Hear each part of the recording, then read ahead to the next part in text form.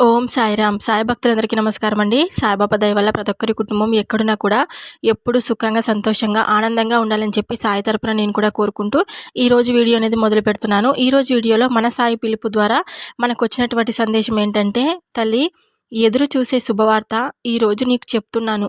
నీ కుటుంబం తప్ప పని పూర్తయ్యే వరకు రహస్యంగానే ఉంచండి. అంధకారమైన జీవితంలో ఒక వెలుగు వస్తుంది అని మనకు ఒక చక్కటి సందేశాన్ని బాబాగారైతే మన ముందుకైతే తీసుకొచ్చారు. ఇలా మనకు బాబాగారు ఎందుకు చెప్తున్నారు అని మనం సాయి మాటల్లోనే తెలుసుకుందాం. వీడియో స్టార్ట్ చేసే ముందు ఒక చిన్న రిక్వెస్ట్ అండి. ఈ సందేశం కనుక మీకు నచ్చినట్లయితే వీడియోకైతే ఒక చిన్న లైక్ అయితే ఇవ్వండి ఫ్రెండ్స్. తల్లి, నీవు ఇన్ని నాళ్ళు ఎంతో కష్టపడి ఒక మంచి అవకాశం కోసం ఎదురు చూస్తున్నావు. ఆ అవకాశం అందిపుచ్చుకొని తద్వారా నీవు మంచి స్థాయికి వెళ్ళాలని ఒక ఉద్దేశంతో ఉన్నావు. అన్నిటికంటే నీకు ముఖ్యమైంది నీ కుటుంబానికి నువ్వు ఎంతో కొంత సహకారం అందించాలని ప్రయత్నం అయితే చేస్తున్నావు కదా. దానికోసం నువ్వు నిరంతరంగా శ్రమిస్తూనే ఉన్నావు. అందువల్ల నీకు ఒక మంచి అవకాశం కావాలి వస్తే నీ శ్రమించే గుణానికి ఎంతో ఉపయోగపడుతుంది. నీవు అనుకున్నట్లే ఒక మంచి స్థాయికి ఎదగడానికి, నీ బాధ్యతలు నిర్వర్తించడానికి అన్నింటికీ ఎంతో ఉపయోగపడుతుంది కదా. అటువంటి అవకాశం కోసమే నువ్వు ఎదురు చూస్తున్నావు. నిజమే కదా. ఇప్పుడు నువ్వు ఎదురు చూస్తున్న అవకాశమే నీకు లభించబోతుంది. అందువల్ల నీకు ఒక మంచి అవకాశం కావాలి అని వస్తే మాత్రం ఖచ్చితంగా ఆ అవకాశాన్ని ఎప్పటికీ వదులుకోవద్దు. ఆ అవకాశాన్ని గుర్తించి సద్వినియోగపరచుకో. ఇటువంటి అవకాశం రావడం అరుదుగా జరుగుతుంది. వచ్చిన దాన్ని జారి విడుచుకోకుండా, వచ్చిన అవకాశం చిన్నదా పెద్దదా అది గొప్పదా అని అనుకోకు. చిన్నదైనా సరే నీవు ఎంతో ఉన్నత స్థాయికి తీసుకెళ్ళగలవు. నీలో లక్షణాలు పుష్కలంగా ఉన్నాయి. నేను చెప్పేది నీ మంచి కొరకే.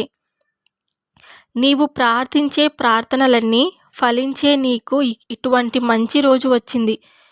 వచ్చిన ఈ అవకాశాన్ని సద్వినియోగపరుచుకుంటూ నువ్వు కోరుకున్న ఉన్నత శిఖరాలను చేరి నీ భవిష్యత్ బంగారుమయం చేసుకుంటూ ఆయురారోగ్య ఐశ్వర్యాలతో నీ కుటుంబ సభ్యులతో కలిసి జీవించాలని నా ఆశీస్సులు నీకు ఎప్పటికీ తెలుపుతున్నాను. ఈరోజు నువ్వు ఒక శుభవార్త అయితే ఖచ్చితంగా వింటున్నావు. ఈ శుభవార్త నీకు చేరాలని నువ్వు ఎన్నో ఏళ్లుగా ఎదురు చూస్తున్నావు కదా. నీకు ఈరోజు ఈ సందేశం ద్వారా శుభవార్త అందిస్తున్నాను. గత కొంతకాలంగా మీరు ఆర్థిక బాధలు, ఇబ్బందులతో బాధపడుతూ ఉన్నారు. ఆ బాధలు తొలగించుకోవడానికి మీరు చేసే ప్రయత్నాలు ఏవీ ఫలించక ఈ రోజు వరకు నానా యాతనలు పడుతూనే ఉన్నారు. అటువంటి బాధలన్నీ తొలగి మీరు అనుకున్నవన్నీ మీకు లభించే సమయం ఇది. అందుకే మీకు నేను ఈ శుభవార్త తీసుకొని వచ్చాను. మీరు అనుభవిస్తూ ఉన్న ఈ బాధలన్నీ తొలగిపోయి ఆర్థికంగా బలం పుంజుకుంటారు. మొదటగా అయితే మీకు ఉన్న రుణ బాధలన్నీ తొలగిస్తాను. ఎవరికైతే మీరు బాకీ పడి తిరిగి ఇవ్వలేక ఇబ్బందులు పడుతున్నారో వారికి తిరిగి వారి సొమ్ము వారికి చెల్లించడానికి ఈ రోజు నుండే నీకు ధనం లభిస్తుంది. కొద్ది రోజుల్లో ఈ రుణం భారం మొత్తం తొలగిపోతుంది. ఆ తర్వాత మీరు కోరుకున్నటువంటి సౌకర్యాలు ఏర్పరచుకోవడానికి అవకాశం అయితే లభిస్తుంది. మీరు కోరుకున్నటువంటి ఇంకొక కోరిక సొంత ఇల్లు కావాలని. ఆ కోరిక మీకు వచ్చే కొత్త సంవత్సరం నాటికి నెరవేరుతుంది. మీకు ఈ రుణ బాధలు తొలగడంలోనే చాలా ప్రశాంతత వస్తుంది. కనుక మీ సొంత ఇల్లు లభించిన తర్వాత మీకు ప్రశాంతత కూడా ఏర్పడుతుంది. మనిషికి ఉండటానికి ఒక ఇల్లు, తినటానికి తిండి, కట్టుకోవడానికి బట్ట, ఇవి అతి ముఖ్యమైనవి అవసరాలు. వీటికి లోటు లేనివాడు ఈ ప్రపంచంలో హాయిగా బతకగలడు. మీకు వీటికి ఏనాడు కొదవ ఉండదు. మీ ఆర్థిక అవసరాలు అన్నీ నెరవేరుతూ ఉంటాయి. ఆర్థికంగా మీరు మంచి స్థాయికైతే ఖచ్చితంగా వెళ్తారు తల్లి. ఎందుకంటే మీరు ఇప్పటి వరకు పడిన కష్టాల్లో ఆర్థిక విషయాలలో ఎలా ఉండాలన్నది తెలుసుకున్నారు. సుఖ సంతోషాలతో ఆయురారోగ్యాలతో మీ కుటుంబం అంతా ఎప్పుడూ సంతోషంగా ఉండాలని నా ఆశీస్సులు మీకు ఎప్పటికీ ఉంటాయని నేను మీకు అయితే మాట ఇస్తున్నాను. తల్లి, నాలో నేనెప్పుడైనా మీకు చెప్పానా? నాకు పూజలు చేయండి, నాకు ప్రసాదాలు పెట్టండి, నన్ను అలంకరణ చేయండి, ధూపదీప నైవేద్యాలు సమర్పించండి అని నేనెప్పుడైనా అడిగానా? నీకు చెప్పానా బిడ్డ? అది అంతా నీ మానసిక ఆనందం కోసం, నీ సంతృప్తి కోసం, నీ నమ్మకం కోసం నువ్వు చేస్తున్న ప్రయత్నాలు. అవును కదా? నేనెప్పుడైనా నాకు అవి చేస్తేనే మీరు కోరుకున్నవన్నీ జరుగుతాయని నేనెప్పుడూ చెప్పను. అలా చేయలేకపోయిన వారిని కూడా విడిచిపెట్టను. అంతా మీ మానసిక ఆనందం కోసం, మీ సంతృప్తి కోసం మీరు చేస్తూ ఉంటారు. అవేమీ చేయలేదని, అదలా చేయలేని వారిని ఎప్పటికీ వదిలేయను. ఇవేమీ సమర్పించకపోయినా సరే వారిని కూడా నేను నా హక్కున చేర్చుకుంటాను. నాకు మీలో కావాల్సింది నిజాయితీ, ఓపిక, సహనం మాత్రమే. మనసులో నా మీద భక్తి, గౌరవం. అంతే తప్ప పై మెరుగులు నాకు అసలు ఇష్టముండదు. మీరు చేసే పూజలు, వ్రతాలు, నోములు, నాకు సమర్పించే నైవేద్యాలు, అలంకరణలు, పువ్వులు, పండ్లు ఇవేమీ కూడా నాకు సంతృప్తిని ఇవ్వవు. ఉపవాసాలు, జాగరణలతో కూడిన నాకు సంతృప్తిని కూడా ఇవ్వవు.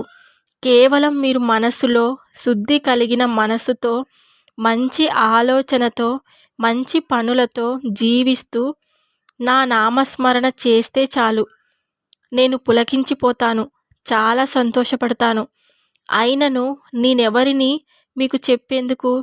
మీకంటూ మీరే కొన్ని విధి విధానాలు నిర్ణయించుకుంటారు. వాటి దారిలోనే మీరు నడుస్తారు కదా. పరుల సొమ్మును దొంగలిస్తూ నాకు పూజలు చేస్తారు. పరులను దూషిస్తూ నాకు నైవేద్యాలు కూడా సమర్పిస్తారు. మీ మనసులో ఉండే భావం ఒకటి అయితే మీరు పైకి కనిపించే తీరు ఇంకొక విధంగా ఉంటుంది. సాటి మనిషిలో దైవాన్ని చూడలేరు. పైకి మాత్రం బాబా ఎంత చెప్తే అంత అని ప్రచారం చేసుకుంటూ ఉంటారు. ఎవరైనా కనిపెట్టలేకపోవచ్చు, కానీ నేను మిమ్మల్ని కనిపెట్టలేనా చెప్పు? నాకు అన్నీ తెలుసు, అన్నీ తెలుస్తాయి కూడా. నా నుంచి ఏది తప్పించుకోలేదు. మీ విధి విధానాలు మీకు ఉన్నాయి, నా విధి విధానాలు నాకు ఉంటాయి. ఈరోజు మీకు అంతా బాగుందని అనుకున్నవారు కూడా ఏదో ఒకరోజు బోల్తా పడాల్సిందే. ఈరోజు తినడానికి తింటే లేనివారు కూడా ఖచ్చితంగా మంచి జీవితం చూసేవారే. ఎవరికి ఏది నిత్యము కాదు, ఎవరికి ఏది సొంతము కాదు, ఎవరికి ఎవరు శాశ్వతం కారు. మీరు నన్ను గురువుగా భావిస్తే నేను చెప్పిన విధి విధానాలతో నడుచుకోవాలి. కానీ మీకు నచ్చినట్లుగా నడుచుకుంటే ఇంకా మీరు నన్ను పూజించడం ఎందుకు? నన్ను అడగడం ఎందుకు? నా అనుమతి కోసం ఎదురు చూడడం ఎందుకు? నలుగురిలోనూ మెప్పు కోసం నా ఎదురుగా నిలబడి పూజలు చేసి నేను ఏది చెప్తే అదే చేస్తానని నలుగురిలో గొప్పగా చెప్పుకోవడం ఎందుకు? మీరు ఏది చేసినా నా కన్నులలో నుండి తప్పించుకోలేరని మాత్రం తెలుసుకోండి. మీరు నాకు కేవలం చేయవలసింది మనస్ఫూర్తిగా నా నామస్మరణ. మీరు మనసు శుద్ధిగా ఉంచుకొని ఎన్ని పూజలు చేసి ఎన్ని నోములు నోచినా అది సంతోషమే. కానీ మీరు చేసేవన్నీ నా ఆలోచన విధానానికి వ్యతిరేకంగా ఉండే పనులు. అటువంటప్పుడు మీరు చేసిన పూజలు నాకు ఎంతో ఇబ్బందికరంగా మారుతాయి అని బాబాగారైతే ఈరోజు మనకు ఒక చక్కటి సందేశాన్ని మన ముందుకైతే తీసుకొచ్చారన్నమాట. బాబాగారు చెప్పిన ప్రతి విషయం నిజమే కదండి. చాలామంది ఎంతో ఆర్భాటాలతో బాబాగారికి మేము అది సమర్పించాము, ఇది పెట్టాము, బాబాగారి పూజ పెట్టాము, మేము ఖచ్చితంగా రండి, మేము అంత డెకరేట్ చేశాము, ఇంత గొప్పగా పూజ చేస్తున్నాం, చాలామందిని పిలిపించుకుంటున్నామని చాలామంది గొప్పలు చెప్పుకుంటూ ఉంటారనమాట. నిజానికి బాబాగారికి ఇవన్నీ ఇష్టం ఉండదు. ఇష్టం ఉంటుంది, కానీ మనసులో నిష్టతో నిజాయితీతో చేసే పూజ బాబాగారికి ఎప్పుడూ ఇష్టమే. అలా కాకుండా పై మెరుగులు పూసుకుంటూ, పై మాటలు చెప్పుకుంటూ, లోపల ఎంతో కుళ్ళు బుద్ధితో చేసే బాబాగారి పూజ బాబాగారికి ఎప్పుడూ ఇష్టముండదు. అలాంటి వారిని కూడా బాబాగారు ఎప్పటికీ పట్టించుకోరనమాట. అంటే ఎక్కువ మనుషులను బాధ పెడుతూ, ఎక్కువ ఇబ్బంది పెడుతూ ఉంటే బాబాగారికి నచ్చదు కదా. ఎప్పుడు బాబాగారికి ఇతరులకు సహాయం చేయాలనే ఆలోచన, జంతువులకు కానీ మనుషులకు కానీ బాధ పెట్టకూడదనే రీతి బాబాగారు మనకు ఎప్పుడు అలవరుచుకోవాలని చెప్తూ ఉంటారు. కాబట్టి ప్రతి ఒక్కరూ బాబాగారు చెప్పినటువంటి ఈ సందేశాన్ని ఖచ్చితంగా వినండి, పూర్తిగా వినండి. బాబాగారు మనకు ఏం చెప్తున్నారనేది మనకు పూర్తిగా వింటేనే అర్థమవుతుంది కదా.